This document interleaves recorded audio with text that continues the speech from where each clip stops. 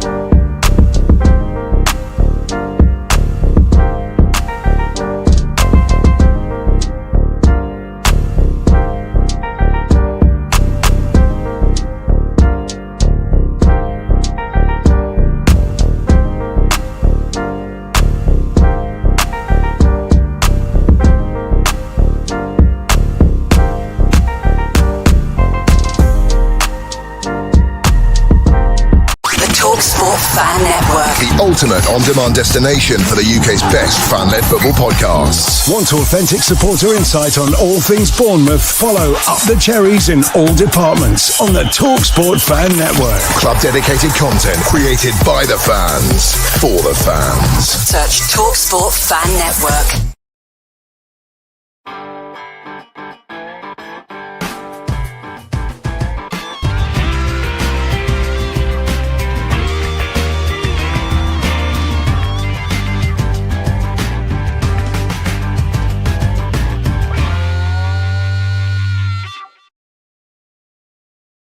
Well, good morning and welcome back to On the Sidelines after our little break last week.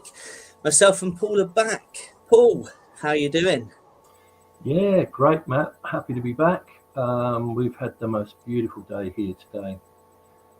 In Australia, it's been like, I think it was 24 degrees, sun, just a fabulous day. It's about 17 now. So, been doing it tough today, Matt. Excellent. Yeah, I've woke up to How's your place? Say again? How's the weather at your place there? Yeah, well, I've woken up this morning to a beautiful sunshine and a frost, believe it or not. So, it's looking like it's going to be a beautiful day today if this holds out. Very nice. But we've got a packed show today. We will be looking at the Bournemouth-Burnley game. Towards the end of the show, Paul will give his views and opinions on that. We'll have a look a little bit on some Cherries news. And we will also, as always, cover off the fixtures, give our predictions and what we think is going to happen this weekend. But we do also have a special guest halfway through the show that will be joining us. But we'll keep that secret for a little bit longer on who that's going to be. But let's jump into the chat first before we do Spot the Ball. We do have Spot the Ball as always, but there's a few messages in the chat. So let's say hello to everybody. Hope everybody's well. First in this week is Vanessa and the Watkins gang. Good morning. We are all looking forward to the show. Yeah, thank you. Thank you. Hope you're well. Nick's in. Good evening all. Greetings from Sydney. Matt, I need to talk about Nick. Can I just say something about Nick? I had a lovely text from Nick this afternoon, and in Australia, the Premier League soccer, including Bournemouth, is televised by Stan. Yeah. I believe he was in Sydney today. I want Nick to give me a bit more information. He went up and went to the Stan Fans Festival. And he got some Australian TV personalities, ex-soccer players there. And he signed a great big football, and he signed it about AFC Bournemouth. He'll tell us, hopefully, in the text. I think he signed Up the Cherries on there. So a big thing that I didn't even know it was on. He told me, texted me, sent me a picture of his time in Sydney today. So good on you, Nick. Thanks for commenting, mate. Excellent. Yeah, I think there is a little bit about that further on in the chat. Excellent. That's his channel there. Yeah. Yes. Yeah, and it's a great channel. Some great content on Nick's channel. So yeah, if you haven't checked out Nick's channel, Nick's World of Football, do check that out. David Acosta here as always. Let's not talk to him about the art of goalkeeping. Good morning, Matt and Paul. On location in Coffs Harbour. New South Wales, 24 degrees and sunny. Looking forward to another great show, and hello to all in the chat. Oh, that's nice. Excellent. Hope you're well, David. Just for those people in England, Coffs Harbour's like northern New South Wales, and it's like 4 hours from the Queensland border, and it's on the coast. So he's on the beach there, sunning himself for 2 weeks with his wife. So lovely. Lovely. Having a great holiday. So that's great. Yeah, hope you enjoy yourself, Dave. Of course, Malcolm's in. Wouldn't be a show without Malcolm popping in. Hope you're well, Malcolm. Good morning, Matt, Paul, and everyone in the chat. Slightly damp and 10 degrees here in Berlin. Wow, he had some snow and all sorts a few weeks back, and now it's damp and 10 degrees. But yeah, great to have you with us, Malcolm, as always. And Nick was at the Stan Sports Fan Fest earlier today. It sounds like something similar that they do in America. Craig Foster says hi to all Aussie Cherries fans.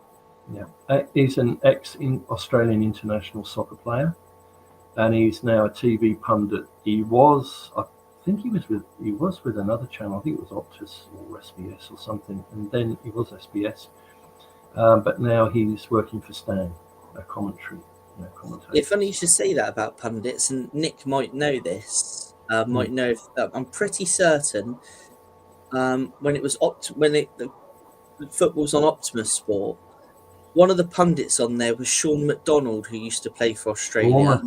Yeah, played for Bournemouth. Is that right? Was he on that channel? I think he was, wasn't he? I believe so. Ginger hair. Yeah.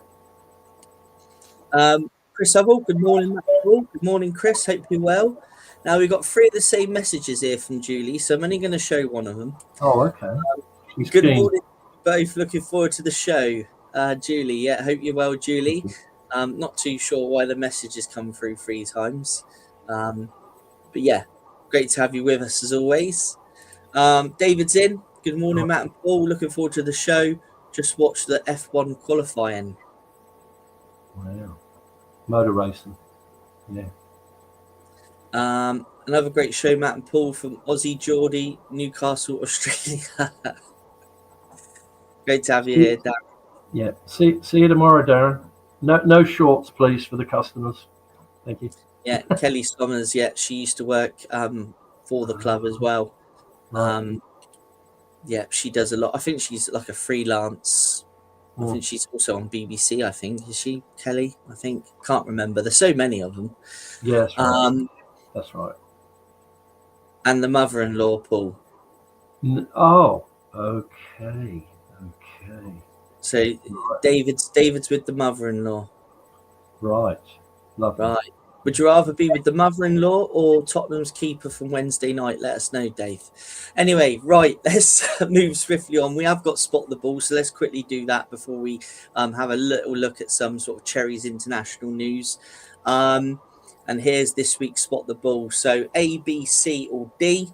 This is an action shot from the Burnley game from a few seasons ago. As you can see there, they are attacking the Bournemouth goal. But where is the ball? A, B, C, or D? So put your guesses in the chat. I'll star the guesses, and we'll have a look at that at the end of the show. Paul, do you want to have a quick go at it? Oh, definitely. I mean, we've got Dom Solanke in the middle, and he's looking straight at B, so I'm definitely going. But it doesn't line up with the keeper, does it? But you know what? I'm going B. I'm definitely going B. Yeah. Paul's going with B. Yeah. Okay. Cool. Well, there we go. Just bring it up on the screen again very quickly. So A, B, C, and D. You pick one of those, pop it in the chat. I'll star your comment, and we'll look at the comments at the end of the show when we reveal where the ball is. So, yeah, excellent. Well, there we go. Paul's going with B, and there's some clues coming into the chat already. So thank you, everybody, and we'll have a look a little bit later on. But Paul, let's have a quick look at some Cherries news, just to get some views and opinions. I'm going to have a quick look at this, and this is about Ryan, who's obviously made the I think he's named a 30-man squad, and I think it's going to cut down to 26 or something like that. So Yeah, our new star Ryan has been included in Brazil's preliminary squad for their friendlies later this month. Ryan was on the radar of the boss and former Real Madrid manager Carlo Ancelotti while he was at his previous club. The 26-man squad will be announced this coming Monday. Do we expect Ryan to be in that final 26? And will Ryan go to the World Cup? So let's have some opinions there then.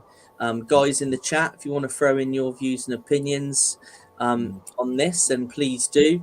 Paul, not surprised. He's been obviously monitored by the manager for quite some time. He's played at different levels for Brazil as well. He's come to Bournemouth, made a real impact, hit the ground running. I think, I'd like to see him make that 26-man squad. Obviously, we all know how important these friendlies are coming up because obviously we've got the World Cup coming up as well. So this is really the last chance for people to kind of make an impact. What do you think with this? Look, I think it's great news for Bournemouth because he is going to be playing out of his skin at Turf Moor at Burnley. He'll want to. All these guys that want to go to the World Cup in the Bournemouth squad, and we're blessed to have so many that are that great players that they will go to the World Cup. I reckon it'll be interesting. I reckon he'll go because he's played at youth level or at every level with Brazil, and he's now coming to reckoning for the first time. Obviously, because of the dynamic start he's had with Bournemouth, and mate, he only wants to go and get a couple of goals at Burnley, and he'll be in for sure.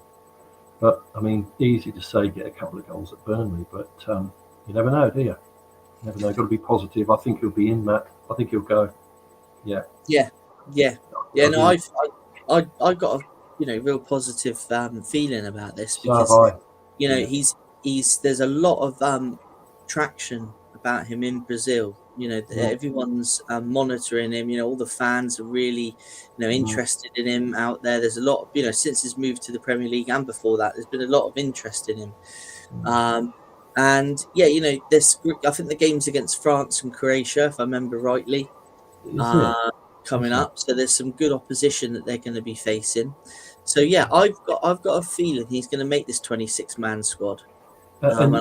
You actually told me something interesting, Matt. You said to me that you had a request. Could you put Spanish subtitles on the show for Brazilian fans that were watching this show due to Ray and I guess Evan Nielsen as well?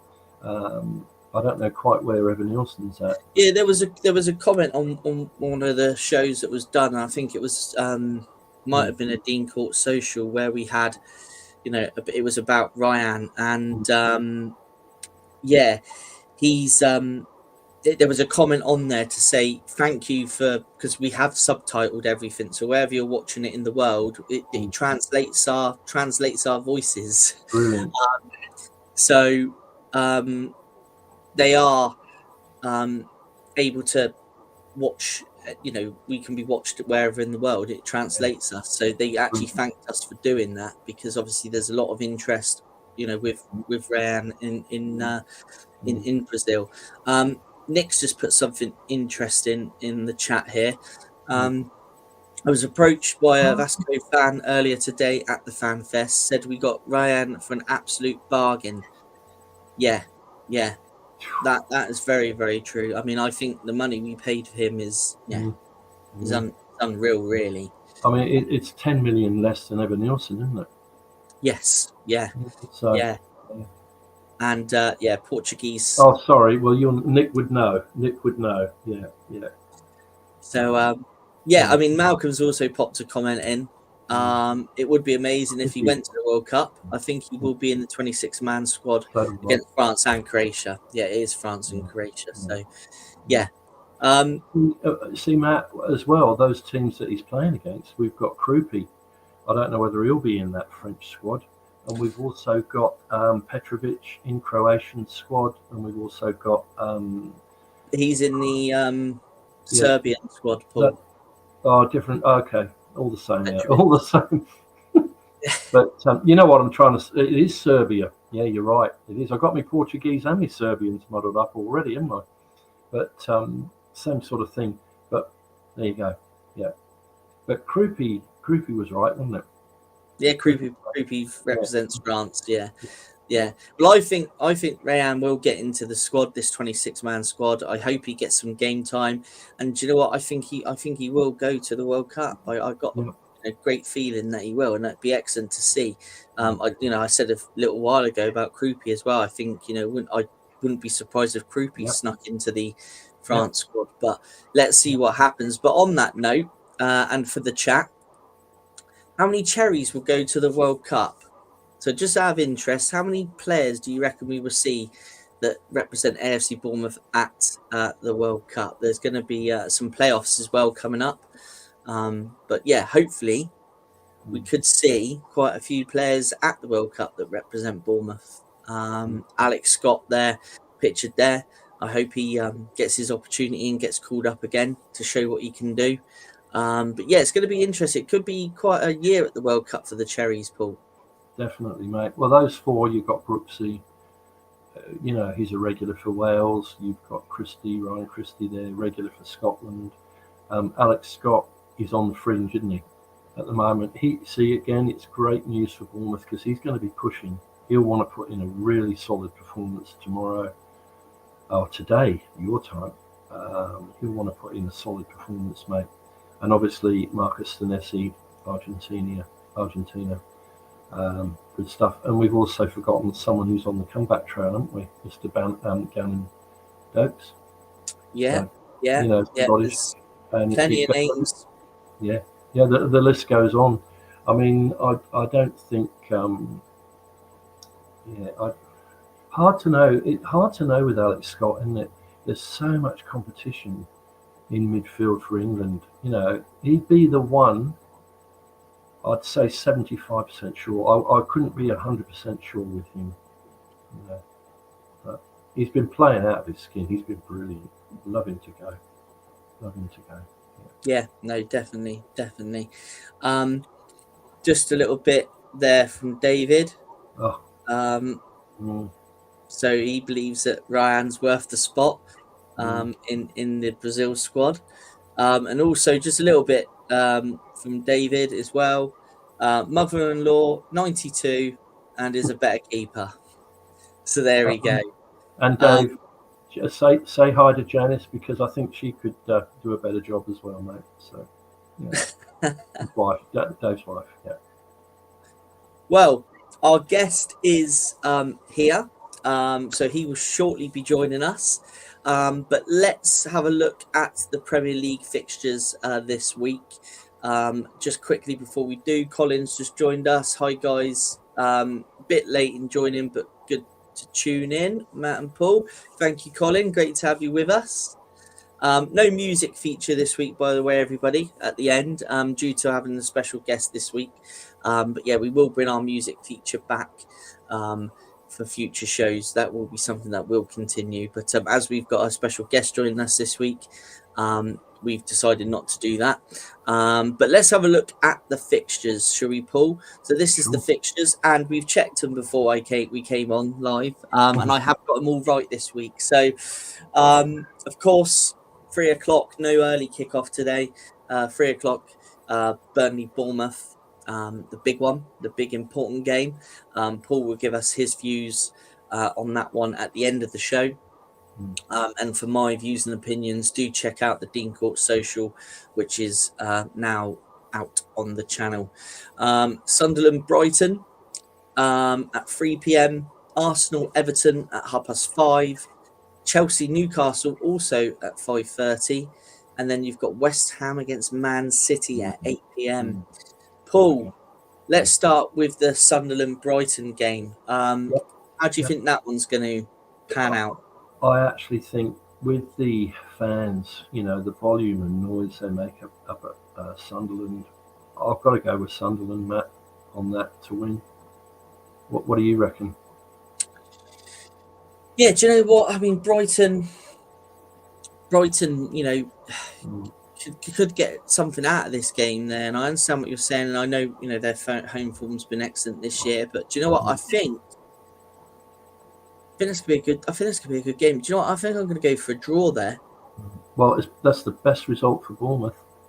You know, they're Yes. all floating around that area where we are. That's the best outcome for us, mate. So we'll see. Yeah, absolutely. So hopefully, I'm going to go with a score draw there. I don't want to really. I can't really think on how many goals, but I'm going to go with a score draw on that one. Yeah, I'm going to go 1-1. Okay. On that one. Arsenal, Everton, then 5:30. Obviously, Arsenal need to keep getting those points in the bag to keep City at bay. Arsenal being the home side, I think Arsenal win this one. I think Arsenal win this one 3-0. Paul, what do you reckon? I'm thinking along the same lines, mate. They're too good. Their squad they've got 2 men for every position, haven't they? Yeah, they're too strong, and I think they'll win that for sure. 100%. Yeah. That's an Arsenal win there. Chelsea, Newcastle. Now, Newcastle had a very good performance against Barcelona earlier on in the week. Very unfortunate to give that penalty away with the literally the last kick of the game. So you know what, Matt? I'll add something to that. Eddie Howe very upset about that because that penalty was given in the 5th minute of injury time. Yes. And there was only 4 given. And I don't blame him. That's, where did a minute come from in that game? Where did it come from? That was wrong. That was wrong, that. But that could mean so much to Newcastle. I'm actually going to go for a draw on Chelsea Newcastle. I think that'll be a draw. Yeah. I do. Yeah. Do you know what? I could see that as well. I mean, Chelsea, have a little bit of a, since the new manager's come in, a bit of a funny run, haven't they? Dropped some silly points. Newcastle, really do need, to keep picking up points. I'm going to agree with you on that one. Yeah, let's go draw. On that one. Chelsea Newcastle draw, and a fairly big game, massive game for West Ham. At 8 p.m. they face Man City. Obviously, Man City, looking to keep the pressure on Arsenal. West Ham needing the points to pull away from the relegation battle. But unfortunately, I can't see West Ham getting anything here. But then again, City have dropped some silly points this season. But for me, I think City will be too strong for them. So I'm going to go City win. Paul, what do you think on that one? I think coming off that 3-0 hiding in Europe in the week, I think they'd have had their backsides kicked well and truly, mate, to say what's going on here. Your highly paid professionals. I think they'll come out and I think they could give them a good clobbering. I think they could win 3-1, even more. That's all right, West Ham revival and everything, but it's too much. City have got too much firepower there, mate. I mean, what a forward line. What a forward line with Semenyo and Haaland. How do you stop them two? No, too much. Yeah, you're right. City for me, mate. Yeah, and like you say, they're definitely going to want a response after the defeat midweek. So Pep will be looking for them to bounce straight back. So, yeah, I'd go City win there. So that's the Saturday games. Let us know if there's any predictions or any thoughts you guys have got. Drop it in the chat. Let's take a look at Sunday then. So we've got Palace Leeds at 2 p.m, followed by Manchester United and Villa at 2 p.m.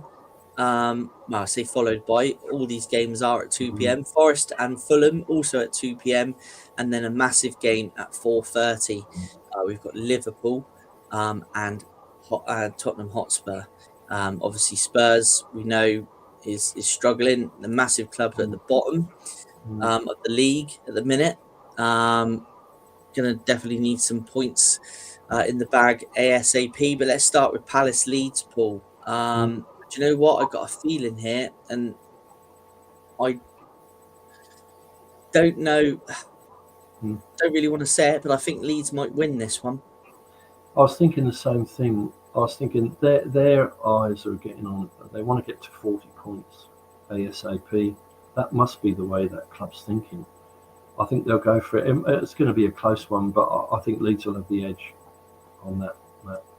Yeah, I agree. Yeah, so we're gonna go Leeds on that one then. Manchester United Villa. Now I know Manchester United have now had their decent run under Carrick. came to a halt, didn't it? But and Villa also chasing that European football. But do you know what, Paul? I think I'm going to go United here. Yep. Funny thing, you must be a mind reader, mate. I want them to win. I mean, they've always got the referee on their team. We know that much. And every VAR decision, probably 80% goes their way. But I believe that. But anyway, they want United in Europe. Premier League, they want those teams in Europe. I hope they win. You know why I hope they win? Because guess where they're playing Friday night? I want them to be confident. I want them to go along. Oh, we're great. Yeah, we won that game. Yeah, we're brilliant. I want them to go to Dean Court feeling that. The worst thing that can happen for Bournemouth is that they lose at home. Then they're going to come out thinking, oh, we've got to do something now. Now, I'm going for United with my fingers crossed, mate, for sure. Yeah, okay. Yeah, definitely United. Nottingham Forest and Fulham. Yeah. I reckon I'm going for a Forest win. I think they'll do Are it. you? I am, yeah, because I think Fulham have become a bit complacent of late. I mean, Wilson's injured. He didn't play in the last game, and he makes a huge. Whether he'll come back, I'm not sure, but he makes a huge difference for them. He's a brilliant player. He was great when he played with us, wasn't he? But yeah, no, I'm actually going to go for a Forest win there. I know Dave will love me for that up in Cox Harbour, but I think they might do it. Not by much, but what do you reckon, Melly? I'm going to go a draw here, you know. You what? I'm going to go with a draw. A draw, yeah, well, could be. I'm going to go with a draw. Yeah, a draw on that one. That's my feeling with that one. Well, the big one, Paul, Liverpool, Tottenham. David's looking very confident with this one. Liver VAR 6, Spurs 1. Do you know what? Yeah, I mean, I can't see it being anything else than a Liverpool win here. You know, it's just, yeah, after seeing what happened, I didn't watch the game. We had the Newcastle game on, but the Spurs, I did see the sort of first 15 minutes, you know, bit of highlights with the goalkeeping situation, and yeah, it just seems a bit of a, it just doesn't seem it's getting any better for him. So I can't see anything but a Liverpool win, Paul. Yeah, agree. If I had a crystal ball, I'd love to see the half-time score. Now, if that half-time score is something like 3-0, then look out. I think they're going to cop a real flogging. If it's 1-0, I do. I can't help but say it. But, yeah, Liverpool, you know, I mean, football's funny, but it's not that funny. You know, it's funny. It's not that funny. I can't see any other result. Yeah. I'm thinking it could be dangerous, this game. For Spurs, I'm thinking maybe 3-4-0. Yeah, because Liverpool will be hurt, and they went and lost in Europe, didn't they? In the week, yeah, they lost 1-0, so they'll be hurting, mate. They'll be want to come back, and the fans are going to get on their case. So, can't see any other outcome, Matty, on that. Yeah. Well, that's the Sunday fixtures. That's our thoughts and predictions for that one. But we do have one more game to look at, and that is, of course, Brentford and Wolves. Now, Wolves sort of putting some decent performances lately, Paul. Brentford, we all know what Brentford are capable of. Even though I think they had a defeat in their last game, didn't they? They did. Yeah, lovely to see. I love to see it. Yeah. Look, yeah. I'm gonna keep all the Wolves fans happy in Bundoon, mate. And I'm actually gonna go out on a limb. I think Wolves will win this game against the odds. I think they could win this. Their spirit's risen over the past 2 or 3 weeks, and you know, that's my opinion. I think Wolves will win. I couldn't give you a score, but I think they'll win. Yeah, but I know you're going to say Brentford, Matt, and I understand that. I can understand that for sure. They're a difficult side. No, do you know what? I'm finding this one difficult because, you know, Wolves could do something there. They've been a reprisal, haven't they, at Wolves? Yeah. I'm going to edge it with Brentford. I think I'm going to edge it with Brentford on that one. I think that's what I'll edge it with. Just quickly jumping into the comments. Very quickly. We've seen that one from David. Let's get a Bournemouth win away, Matt. Yeah, definitely, Chris. Let's hope so. Malcolm, some interesting games this weekend. Spurs won't get anything at Liverpool. Sunderland to draw at home, which I think I said that. Was that Sunderland Brighton, wasn't it? I said that would be a draw. Arsenal to win. Chelsea draw. That's what we said. And West Ham might sneak a draw too. I can't see West Ham. But you never know. With the way they've dropped some points, City this season, would it surprise you this season if it ended up as a draw? I don't think it would, but I think City will edge it. I do think City will edge it. But that's Malcolm's opinions there, which is very, very good. Thank you, Mal, for that. Right, okay. Well, our special guest, we're going to introduce our special guest now. And we're very lucky today to be joined by Colin Luff, who is a former NSL player in Australia. And this is the point where I get to hand over to my co-host, who doesn't do as much talking as me, who's going to lead this one. So I'm going to hand you over to Paul now. I hope you enjoy it. Any questions for Colin? Do pop them in the chat. We do have a packed interview for him. So what we'll do is we'll try and do a little follow-up interview with him at some point and ask your questions directly to him. But yeah, so if we don't get your questions in, that'll be the reason why. But yeah, for now, we'll see you shortly.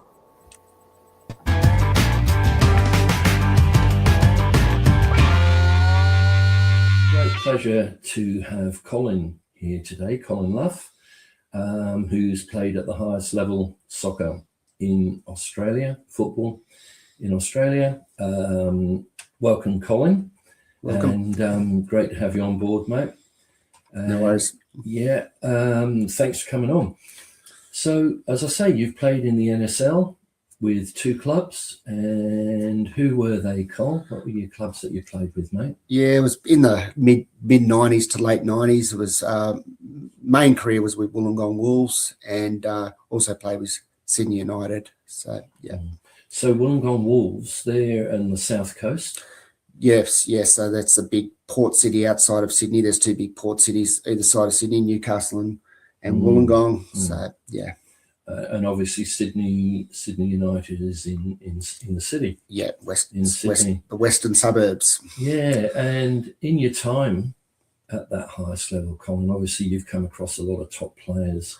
And who would be the ones that would stand out for you?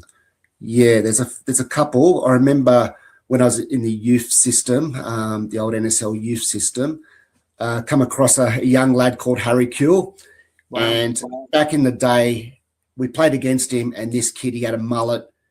I'd heard about him, and you just like, it was one of those kids you go, this kid is special. So he went over when he was to Leeds when he was about 15 or 16. But back in that time, it was all about being big and burly and strong and fast. And it was first time, well, not the first time, but he was one of the, at that time, a pioneer kid that wasn't, more Messi-esque, so to speak. He was, a smaller stature than the others, but he was just unbelievable. And there was talk about him for a long time. So when he was in that system with Brett Edmonton later played with Blackburn Rovers, but he couldn't get a pass visa at the time. So it was only sort of Harry that went over. And probably when I was playing, Mark Viduka, he was just an absolute beast. So he got player of the year, top goal scorer when he was 17, 18, 19. Yeah.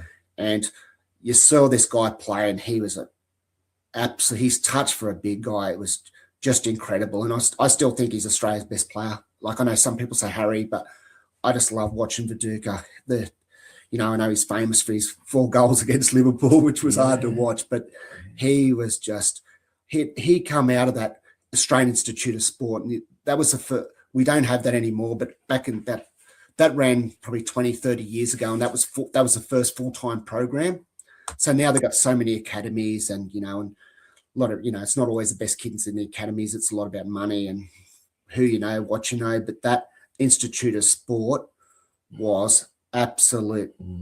They were training they're in this at Canberra. They were training full time, going to school full time, bunkered full time, and that's when that golden generation from that World Cup. A lot of them come out of your Lucas Neals and the Hayden Foxes and all those players.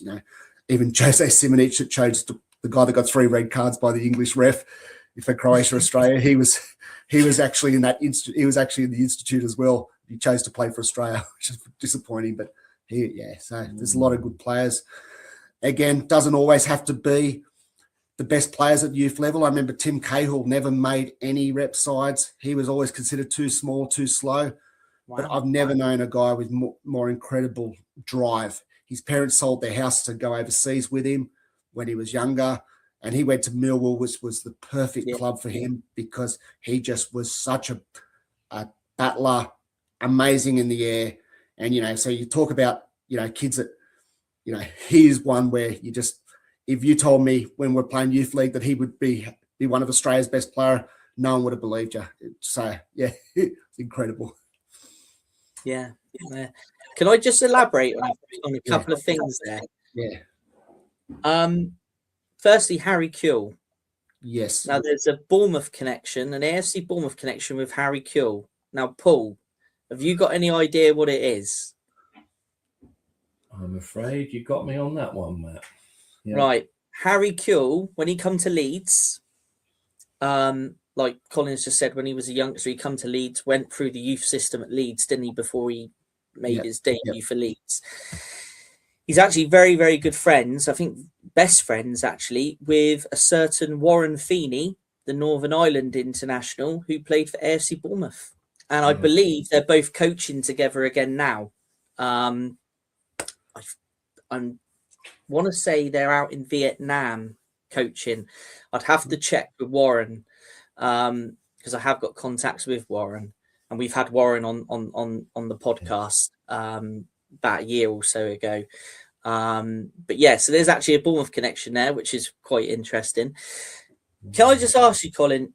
The way the youth football works out there. So when you're in the youth system out there, are you affiliated with a club, or is it more like a national kind of youth system? How does the youth system kind of work out there?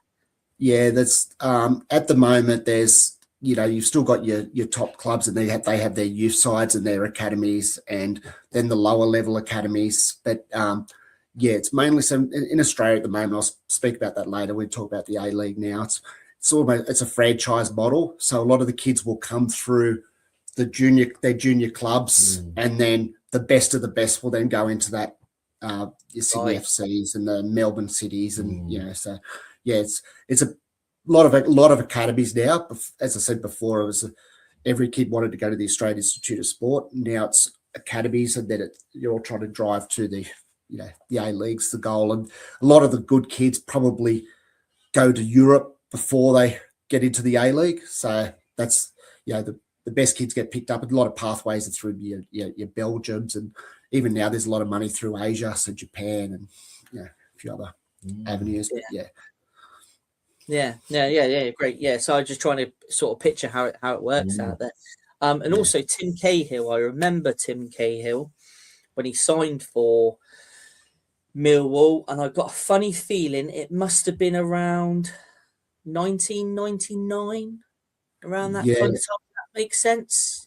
Yeah, that would be, because he was when I went to watch. I watched him when I went overseas. I watched him in 2005, and he was at Everton. So it would have been 3 or 4 years into that. So I think that's probably the right time frame. Yeah. So I remember him playing against Bournemouth actually when we were in the old, what was it, third tier, so the old Division 2. When he was playing for Millwall, and I remember there was a feature around the millennium. There was an article of all the top players to watch, whether it was cricket. So there was someone from the cricket world, someone from the athletics world, and Tim Cahill was actually picked from the football world as one to watch when he had just signed for Millwall. So it's interesting that you mentioned Tim Cahill's name. I've never seen anyone. He's for his size, absolutely incredible in the air. Incredible, the way he can get up. Yeah, incredible. Yeah, he was the Weet-Bix kid. They had like all these, like Brett Lee, the cricketer, and Tim Cahill was this a football representative for a big national program. So just because he was he's a likable guy. Like, he comes across as modest, where someone like Harry's sort of bit standoffish. I think that's just his personality, where Tim Cahill is, people can relate to him. He's just, a boy come good from the western suburbs of Sydney, Yeah. Yeah. No, interesting. Sorry, Paul, back to you. No, I'm loving it. I'm enjoying it. Tim Cahill, he joined the right club, like you said, mate. He used to punch the corner flag, didn't you? Remember when he scored? Yeah. He always run over and start boxing with the corner flag. But I think there's you talk of those players, Colin, 3 very, very good household names, but there's also someone else on your list here that you mentioned as one of the best players that you ever played with was Scott Chipperfield. Yeah, Scott won 2 Player of the Years in the old NSL, and then he went over to Switzerland for FC Basel and had an amazing career. I think he holds the most titles for FC Basel. I think he's got 7 Swiss leagues. He's got over 100 appearances for Australia.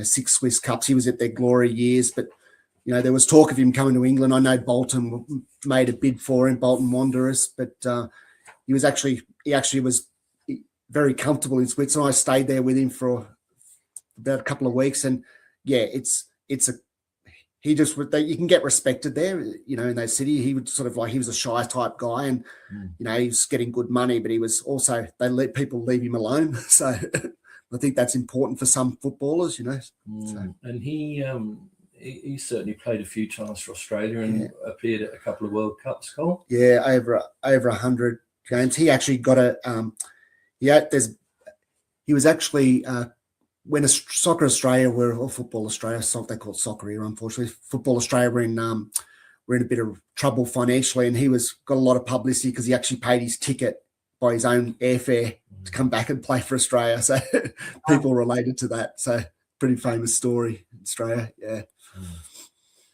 And over 100 times. I mean, that's massive, isn't it? That's massive.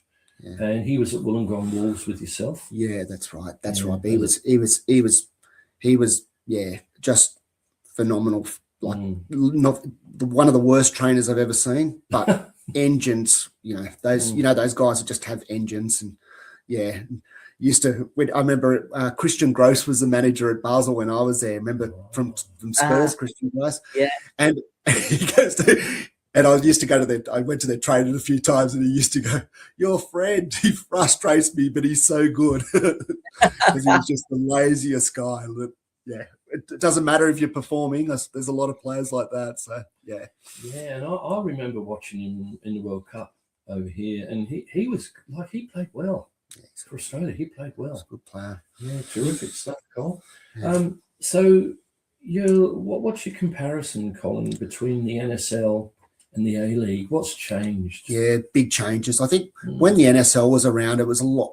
The hardcore clubs and the foundation clubs were all ethnic backed. So, there were first generation, second generation immigrants that was their, they're working hard trying to assimilate to society. And the Saturday or the Sunday game at the football, your Greeks, your Italians, your Croatians, it was a big it was a big event for them, and that was the way they found their space a lot of the time in the community. And, a lot of players had more drive, like Mark Viduka was Melbourne, Croatia. He could have gone over. He was such a talent. He could have gone over. He was 16 or 17, but he wanted to play for Melbourne, Croatia because his family, They've now got the Mark Viduka stand at that ground. But, I think the difference now is, that was a lot of there was more passion and the kids were coming through those clubs had more passion as well. Now it's a franchise model, the A-League. It's full time, but there's no real if the teams aren't doing well, the crowds drop off dramatically. It's there's no actual feeling for I wouldn't say no feeling, but they just don't have that same sort of passion, the fans. And it's players go, there's no relegation or promotion, so you're seeing the same 10 sides play each other all the time. I think, it's sort of almost draining to watch all the time. I know that sounds bad. And players, because there's no transfer fee, so to speak, internally, they're just going for their next paycheck. And because Australian football, you're not going to retire on your wages. So they're quite happy to leave for 20, 30,000, 50,000 more, whatever. I think the average salary is there around 150,000 Australian average salary. Obviously, you got your marquee players, but I think that's the players are moving clubs every 2 to 3 years, and they just don't have that same sort of it happens everywhere, but there's not that ground level up like supporting AFC Bournemouth when you're 2 years old with your dad. So Colin, what today, or actually let's go back to when you played in the NSL. Yeah. What was your comparison? What level in England would that compare to? Would that be like Division 1, Division 2, Premier League, Championship? What do you think? Yeah, it's really hard to say. What I'd say about another obstacle for Australia, we got so many sports as well. So you've got some like interesting fun fact. Steve Waugh was the Australian cricket captain that played for Australia in the 90s, won the Australian schoolboy tournament for player of the tournament as a footballer. So, and then he went to cricket, and you got fantastic,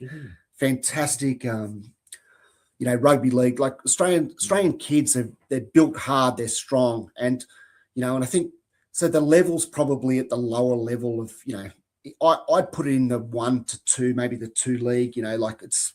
And even in the A League now, we've had some really good marquee players like Del Piero, Robbie Fowler, Sturridge. Not all of, and now we've got Juan Mata, his first year from Manchester United. His first year last year for Western Sydney Wanderers, he really struggled with the pace, and this year he's at Melbourne Victory, and he's going really well. He scored some quality goals in the last few weeks, but the thing is, I think with these players, some of them adapt. If the ball, when they're at their last, the aging legs, it's a very hard league because it's such they're into you all the time. They're fast, they're quick. The skill level's obviously not up there. So I remember watching Del Piero, and what a fantastic player he was. Obviously, don't need to talk about him, but if the ball wasn't within 1 meter, 2 meters of him, forget about it. But when the ball was at his feet, wow. So that's probably the best way to describe the league. Now it's just such a hard grafting, strong, athletic. Yeah, very athletic. Yeah. And they can run up. That's during the World Cup. I remember an anecdote that Scott Chipperfield told me when he was with Gus Hiddink when they did really well in Germany. He basically got them together and he said, "Look, you're not going to be win by skill, but your athleticism is better than 90% of the World Cup." And he absolutely flogged them to death with the ball, and they were fit like greyhounds. And a lot of them actually the next year, even though they were on big contracts, and that a lot of them struggled the next year because of that. How that intensity during that World Cup after a big season. So So Colin, that's so interesting, mate. Have you anything you'd like to add into that World Cup situation, Maddie, or anything you'd like to drop in there to ask Colin? Or I mean, in terms of Australia at a World Cup, I mean, what is the furthest they've got in the World Cup? Can you remind me? Yeah, they've twice they've been to the first out of the group stages. So in 2006 in Germany, they played Italy, and that's when they had that Lucas Neal last-minute penalty when Materazzi dived. And the next game they had Ukraine, so that was very winnable. And then the last World Cup they actually beat Denmark in the last game, and then they got to the second, and then in Qatar, then they met Messi. They did really well, and they only lost by a goal. I think they had a chance right at the end where The keeper, what's his name? The Aston Villa keeper had a great save. Martinez. Yeah, I remember that. Had this I remember save that right at the end. That would have really scared him going to Argentina, going into extra time with the Australians, because they would have just kept running. I think that was 1-0. Was that 1-0, Colin? Yeah. Messi scored early. Yeah, I remember that. Yeah, I remember watching that one. I do now. Now you've said it, I can picture it now. I picture Messi's goal. But just from your opinion, Colin, what do you think's required for Australia to sort of go that next step? Now, obviously, you look at England, and yes, we won the World Cup in '66, but since then we've been to, I think, what is it, three World Cup semi-finals, is it, in that time, and never managed to win the trophy again. But and now we probably have got, sort of in the last sort of 8-10 years, we've probably had teams capable of winning the World Cup. But what do you think Australia needs to sort of go that next step, from going to that sort of knockout stage to maybe the quarters? And what do they need to do you think, to achieve that? It's real. Yeah, I think the distance from Australia to Europe, where a lot of the players are, it's very hard to have camps.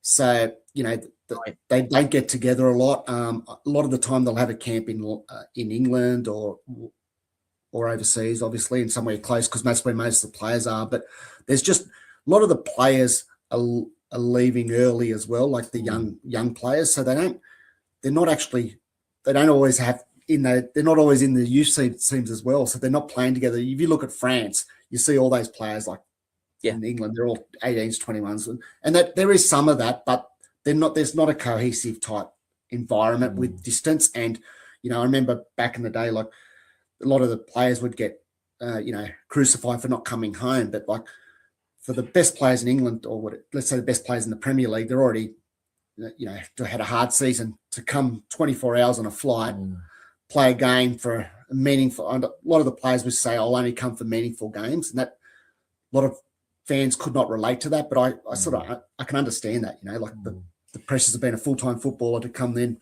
just to play one game on a midweek in Sydney during that international break. It's tough. I think Craig Johnston fell into that category, didn't he, Colin? Yeah. With Liverpool, he said that he wasn't going to travel, and I think there was a lot of controversy over that. Exactly what you're talking about, mate. Spot on. Just to go back to yourself, Colin. When you were with the NSL clubs, you were with Wollongong Wolves, which is down the south coast, and you were with Sydney United in the middle of Sydney there. With your training, how many nights a week did they have you in training, Cole? Yeah, because it's semi-professional blokes. Most people working at the time. I was at university, so it wasn't as bad. But we'd train 3 nights a week generally, and then if we're playing a Sunday, we might come for a Sunday morning. So did you? Yeah. So also Saturday morning before a game. So it was no more than 3 to 4. Yeah. Now the A League's full time. They generally train in the morning. At 9 o'clock. Yeah. In your experience, Colin, at the highest level there, was there tackling? Did the coaches say, go in and go for it, guys, in training? Come on, Paul, this is Australia. That's what we're renowned for. It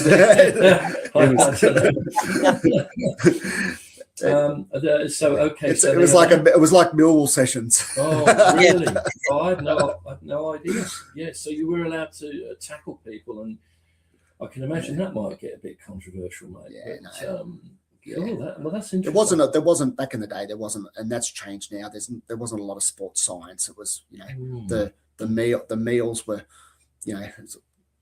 big pastas and that before games at the hotels, and lots changed. I want to come on to that about you travelling, Colin, with the big teams in the NSL there. So they paid for your hotels, they gave you travel allowances, etc. Did they? Was that no allowances? It was just the your wages. But they usually went on the day of a game on a flight. That's another thing with Australia. It's such a big city.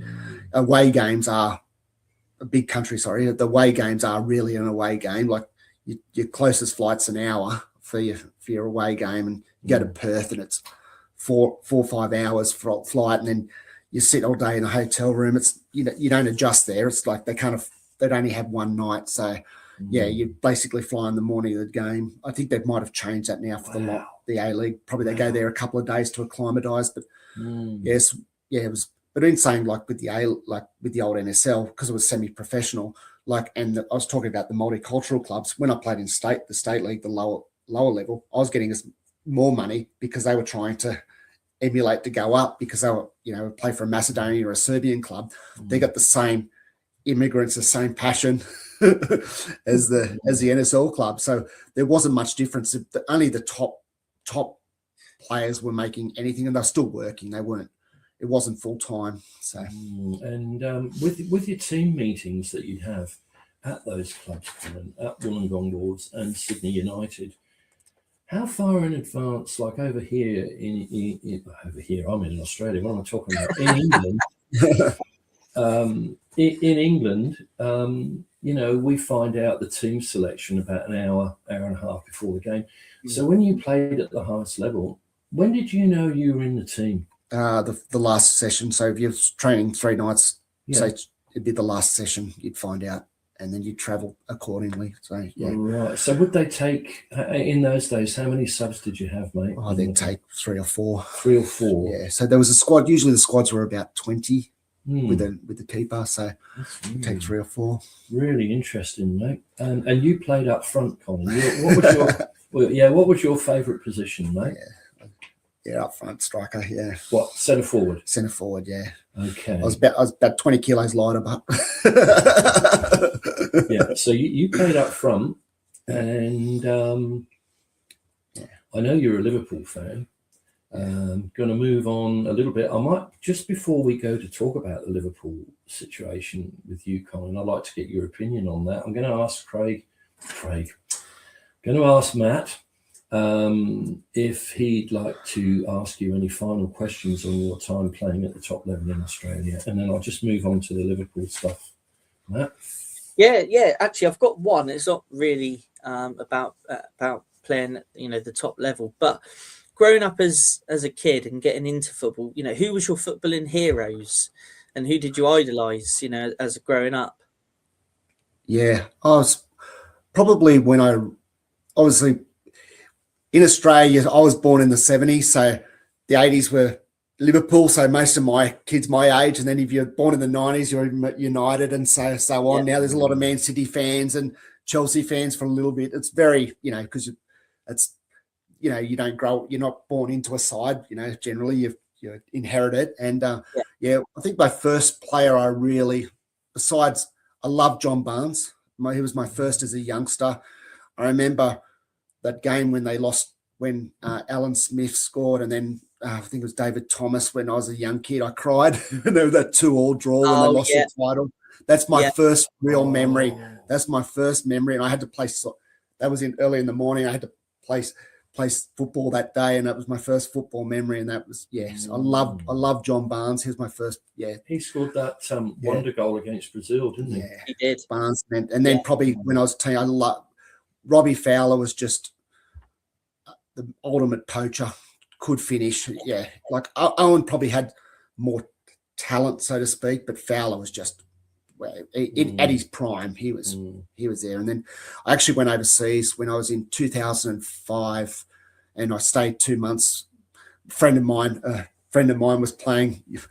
Sorry, Bournemouth fans, for Brighton at the time, and they played at the Withdean Stadium, which was the worst stadium I've ever seen in my life. They had a running track around it, I'm pretty sure, and had like these portable stands.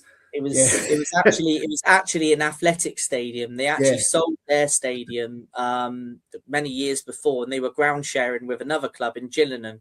And the only way they could get back to Brighton was by playing at the Withdean, which was actually an athletic stadium. It was.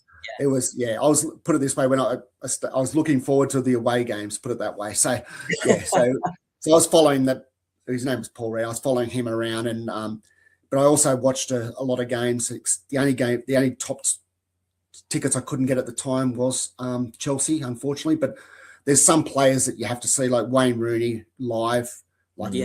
Just he's a good player, but when you see him live, you just appreciate how good he is. And this, I know he's a United player, but he was just wow. But out of all of it, probably the most I saw Henry was fantastic, just so silky. unfortunately, I saw Shearer at the back end of his career, and he was just looked like a bricklayer. he was just fouling everyone. I was up, and but Steven Gerrard, that was on Boxing Day in 2005. They're playing Newcastle, and that's another play, just box to box. So he's probably the best player English player I've ever seen. Interesting. Live. And you were in the UK for did you say 2 months? 2 months, yeah. Dad's English, so Dad and Paul are best mates. That's how I'm here. You wouldn't have done it. I told him the check's in the mail. You're going to send it, aren't you, Maddie? The check's in the mail. Yeah. Dad's from Plymouth. The best thing about Plymouth, the lights in the rearview mirror. yeah. Oh God, yeah. So is he a Plymouth Argyle fan by any chance? He is an Argyle fan. Right. There's another 2 of them I've found since I've been here, besides him. No, Alan, as Colin said, I've known Alan, Colin's dad, for over 40 years, and he himself, he was honestly, Alan, top player. I played with Alan, and he was, in my opinion, in this whole district where I live here, I would put Alan probably the second best player in the Highlands here that I've ever known and ever played with, Alan Luff. And the other guy that was probably a level above was Ziggy. As you know, Colin, you know Ziggy. Yeah. So that's just an opinion there. But no, it's been lovely to have you on. Before we go, I want to ask just one little thing. What's going on at Liverpool, Colin? I want your opinion with Arne Slot. And what's the prediction for you for the match? I'm not Slot out yet. I think I've given him a bit of slack. He had last season to just inherit a side. I know it was a fantastic side.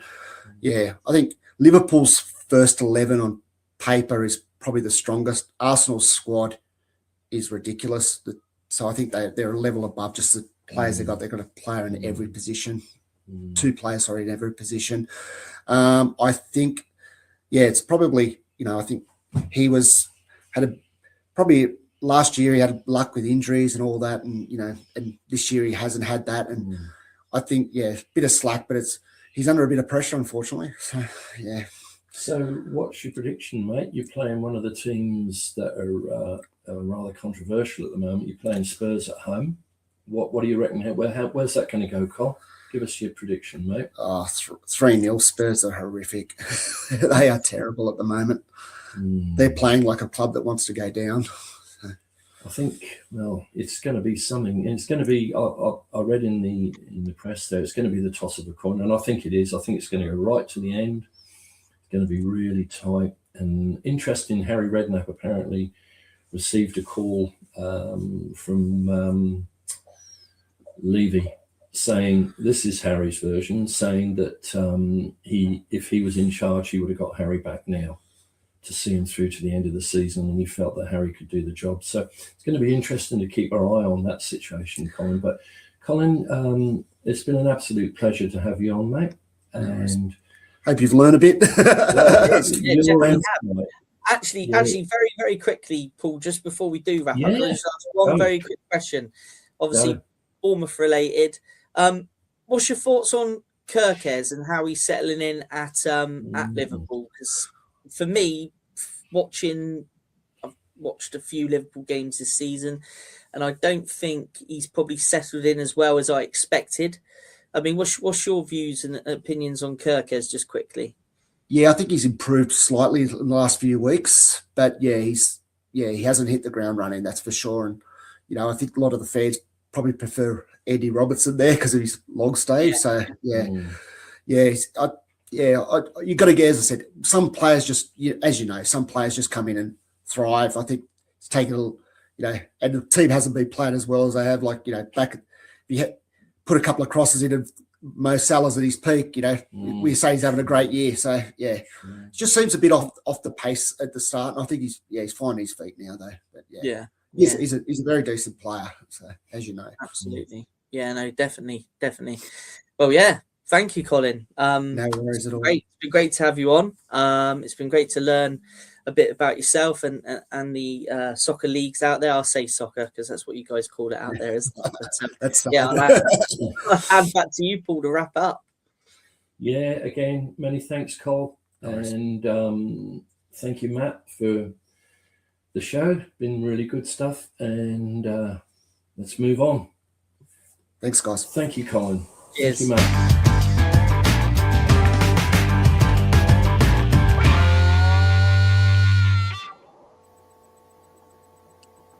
Well, big thank you to Colin for joining myself and Paul. Really interesting chat there. Learned a lot as well, and it's always great to hear from other people, you know, their experiences through not only their own playing career, but you know, their thoughts on football in general as well. But so yeah, thank you to Colin, and thank you to Paul as well for conducting and drawing up that interview. So thank you to you as well, Paul. Really interesting. But back on with today, and just before we wrap up. Sorry. No, it's okay. I won't be long, Matty. I'll just say, did you guys appreciate the true blue Aussie accent Colin had? Very strong Aussie. Could you pick it up? Yeah, massively. Yeah. And a big thanks to Colin. I know he'll be having a look at this at some point. Big thanks, Cole, for coming on. And you played at the top level, mate. You did what you could do, and well done. Yeah. And thanks for coming on from myself and Matt, I'm sure. Yeah. But before we wrap up, obviously we've got to spot the ball very shortly. But first, Paul, give us your views and what's going on here today? This popped up again. That's okay. Oh, there we go. See, technical issues. There we go. Right, Paul, give us the lowdown, your thoughts. Obviously, for my thoughts and opinions, the Dean Court Social's out now. Sure. But Paul, over to you on this one, and then would you spot the ball? Yeah, look, keep it brief, mate. I think Burnley have not won at home since the 18th of October, 2025. So what does that tell you? Unfortunately, the last game at Dean Court, Antoine Semenyo scored for Bournemouth. They got a 90th minute equaliser, which broke a lot of people's hearts. I really felt we should have won that game. We should have won that game. I think this game on Saturday at Burnley, which is always a difficult place to go, but I think we're going to have too much from. I think a couple of danger men that we need to look out for. One, of course, is Jaden Anthony. You can't believe you're talking about an ex-Bournemouth player being a danger man, can you? But at the time he went for 8 million to Burnley, and I thought it was a mistake. If I'd have, that's a joke. If I'd have been in charge, I wouldn't have let him go. He's one for the future for Bournemouth, and he's performing to score 8 goals. He's got 8 goals this season, 7 in the league, 1 in the cup. He's doing that in a team that are in relegation form, playing well.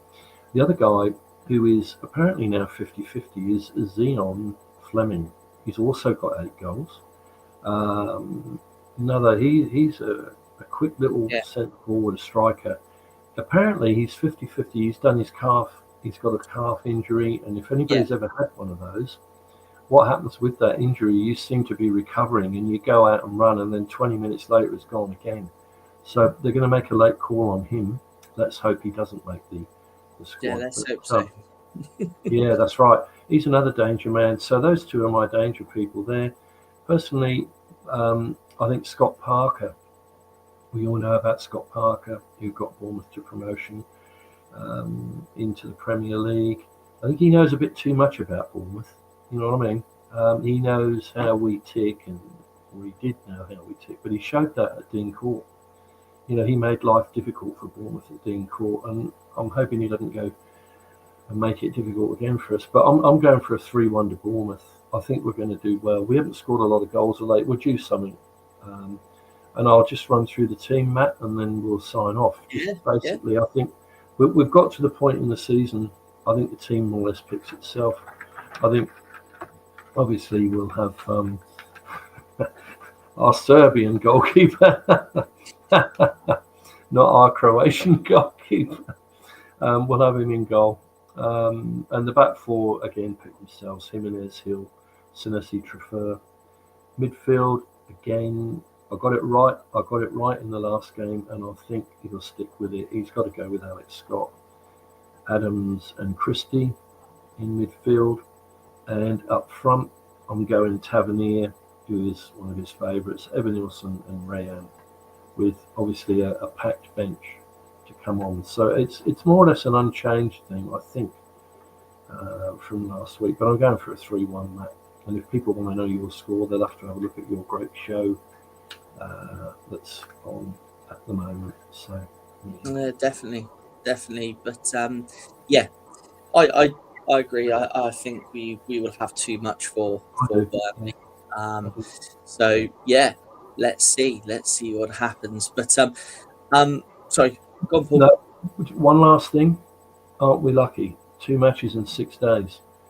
We've got mighty Manchester United coming to Bournemouth, and we normally beat Man United. I'm really looking forward to that one. And you'll be going, Matt? Yeah, of course. Yeah, I'll be there. Just quickly, thanks to Malcolm and to Chris for making sure I don't forget Spot the Ball.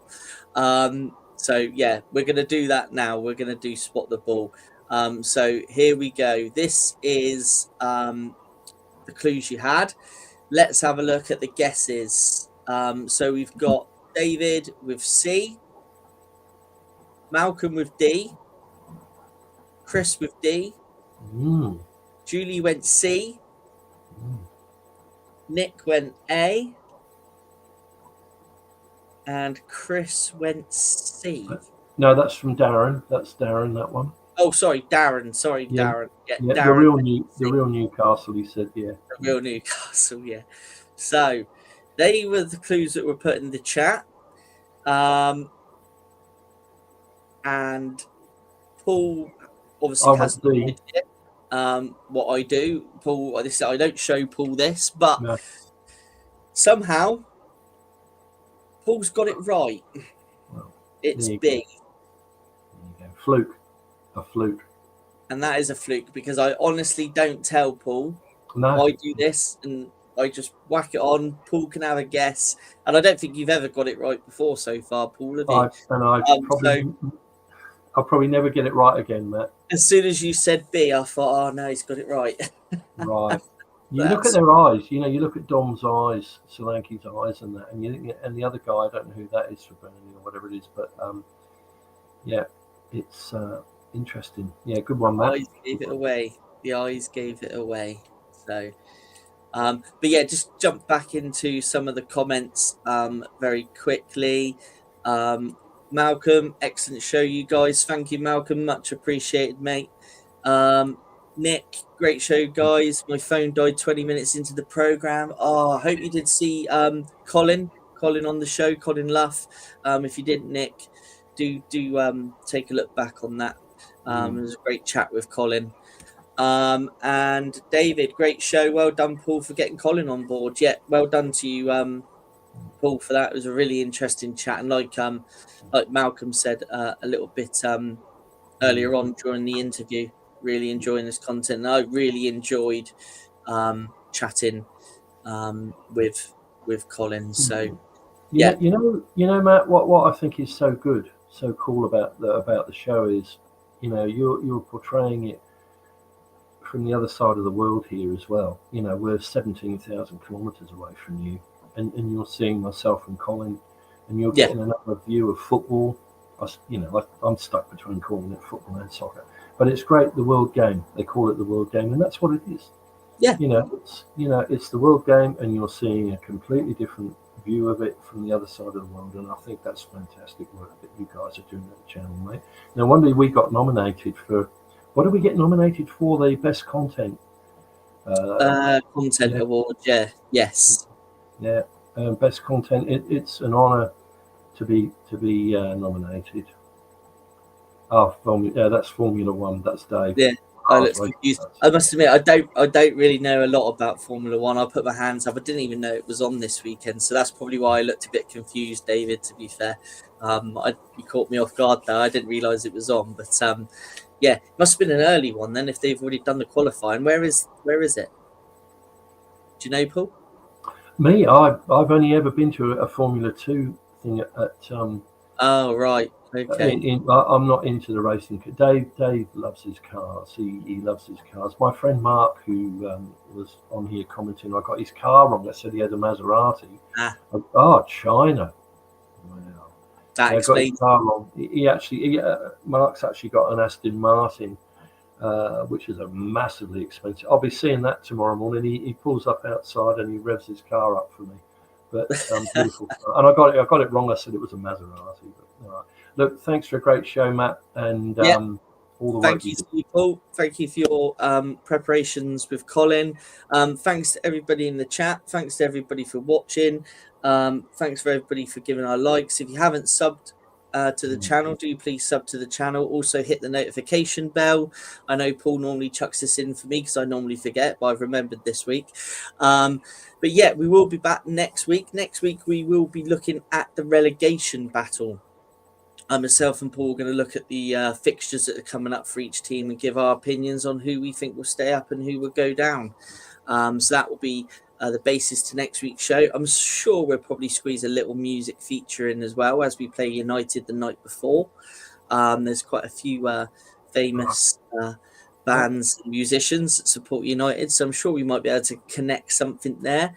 But yeah, from myself and from Paul, once again, big thank you. And it's a goodbye from me. And a goodbye from him. Yep. See you all soon. See you guys.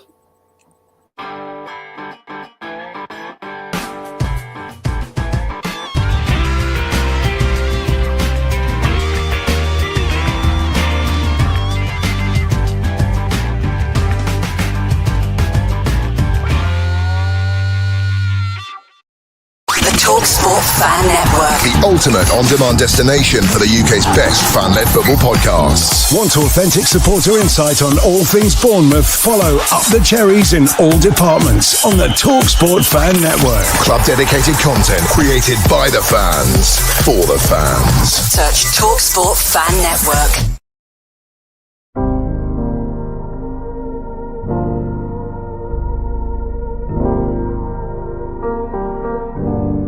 I should be like you, Mel.